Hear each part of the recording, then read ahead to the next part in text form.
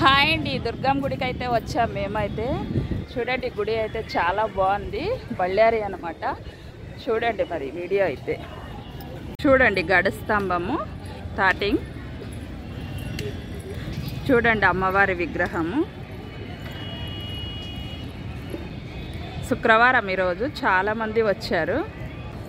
చూడండి గుడి గోపురము. మా వాళ్ళంతా, మా ఫ్యామిలీ అంతా ఇక్కడ నిలుచుకున్నారు. చూడండి, మా అన్న కూతుర్లు ఇద్దరు, మా తమ్మని కొడుకు, మా తమ్మని భార్య, మా వదిన, మా పెద్దమ్మ, మా కూతురు.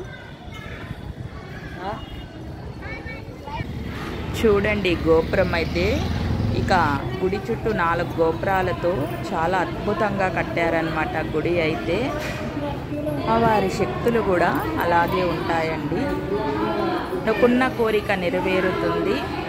చాలామంది భక్తులు శుక్రవారము, మంగళవారము, అలాగే అమావాస్య రోజు చాలామంది వస్తూ ఉంటారు ఇక్కడికి.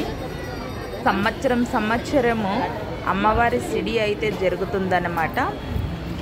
మార్చి నెలలో అయితే జరుగుతుంది. చూడండి అమ్మవారి విగ్రహం అయితే. ఇక మేమైతే టెంపుల్లోకి వెళ్తూ ఉన్నాము. చూడండి భక్తులు అయితే చాలామంది వచ్చారు. రష్ అయితే ఫుల్ ఉందన్నమాట ఇక్కడ. ఇక మేమైతే దర్శనం చేసుకొని ఇక బయటికి అయితే వచ్చేసాము. ఇక ప్రసాదాలు అయితే పెడుతున్నారండి ఇక్కడ. ఇక మేమైతే ప్రసాదాలు తింటా ఉన్నాం అందరూ. మనకి వీలైనప్పుడంతా ఇలా టెంపుల్కి వస్తే మనిషికి ఎంతో ప్రశాంతంగా ఉంటుందండి. చూడండి గుడి చుట్టూ అంతా ఇలా ఉందన్నమాట. చాలా అంటే చాలా బాగుంది. చూడండి, చూస్తుంటే అలాగే చూడాలనిపిస్తుంది. అంతా బాగుంది కోనేరు అయితే. చూడండి ఇక కోనేరు దగ్గర అయితే మేము ఫోటోలు దిగుతూ ఉన్నామన్నమాట అందరూ. అమావాస్య రోజు అలాగే శుక్రవారం, మంగళవారం కూడా ఇక్కడ నిద్ర చేసి వెళ్తూ ఉంటారనమాట భక్తులు.